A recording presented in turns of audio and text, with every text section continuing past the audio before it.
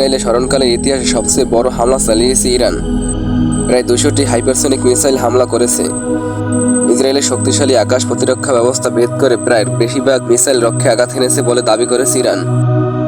কল্পনা করুন, এমন একটি অস্ত্র যা এক মুহূর্তে আকাশ ছুঁয়ে পৌঁছে যেতে পারে আপনার নির্দিষ্ট টার্গেটে, শব্দের গতি পেরিয়ে, কোনো বাধাকে উপেক্ষা করে আপনার প্রতিরক্ষা ব্যবস্থা বোকা বানিয়ে। এটি হলো হাইপারসনিক মিসাইল।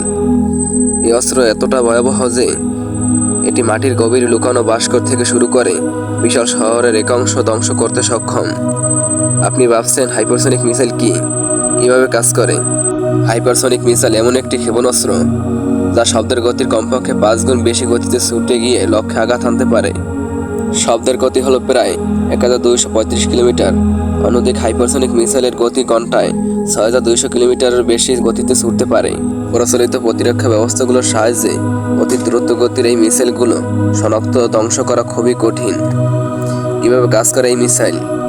মিসাইলটি প্রথম রকেট এবং বিমানের থেকে উৎক্ষেপ করা হয়। এটি প্রথমে বায়ুমণ্ডলের উপরের স্তরে পৌঁছে, যেখানে বাতাসের ঘনত্ব অনেক কম। উচ্চতায় পৌঁছানোর পর মিসাইলটি গতি অর্জন করে এবং লক্ষ্যবস্তুর দিকে ধাবিত হয়। হাইপারসনিক মিসাইলের সবচেয়ে বড় বৈশিষ্ট্য এর অসাধারণ গতি।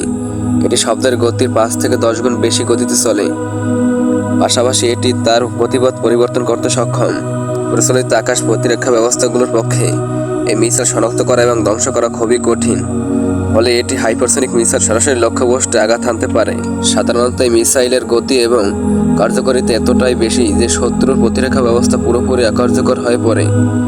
এর আঘাত এত দ্রুত ঘটে যে প্রতিপক্ষের প্রতিক্রিয়া জানানোর সুযোগ থাকে না। হাইপারসনিক মিসাইল প্রধানত 2 ধরনের হতে পারে: হাইপারসনিক গ্লাইড-দেহিক এবং hypersonic cruise missile. Hypersonic glide vehicle missile রকেটের মাধ্যমে উৎক্ষেপ হয় এবং বায়ুমণ্ডলের উপরের স্তরে পৌঁছে গ্লাইড করে আস্তে আস্তে মাটির দিকে নেমে আসে। এটি লক্ষ্যে পৌঁছানোর সময় তার গতিপথ পরিবর্তন করতে পারে, ফলে শত্রুদের জন্য এটি শনাক্ত করা কঠিন করে তোলে। হাইপারসনিক ক্রুজ মিসাইল, এই মিসাইলগুলো একটি ক্রোমোজেট ইঞ্জিন ব্যবহার করে, ফলে এই মিসাইল উচ্চ গতিতে কাজ করে। এটি সাধারণত বায়ুমণ্ডলের নিচ স্তরে চলে এবং নিজস্ব ইঞ্জিনের সাহায্যে লক্ষ্যে পৌঁছায়। ক্রুজ মিসাইলে গতিপথ পরিবর্তন করার ক্ষমতা রয়েছে। প্রচলিত ক্ষেপণাস্ত্রগুলোর গতি এবং গতিপথ সাধারণত আগে থেকে বুঝতে পারে, ফলে প্রতিরক্ষা ব্যবস্থা সেগুলো শনাক্ত করে এবং ধ্বংস করতে পারে। কিন্তু হাইপারসনিক মিসাইল অতিরিক্ত দূরত্ব এবং তার গতিপথ বারবার পরিবর্তন করতে পারে, যা প্রতিরক্ষা ব্যবস্থা বিভ্রান্ত করে।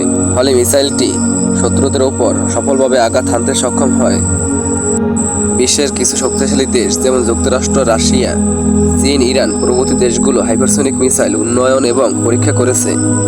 যুদ্ধক্ষেত্রে দূরত্ব নির্ভুল এবং প্রতিরক্ষা ব্যবস্থাকে ধ্বংস করার ক্ষমতা থাকায় এই মিসাইলগুলো আধুনিক সামরিক বাহিনীর জন্য অত্যন্ত গুরুত্বপূর্ণ হয়ে উঠেছে।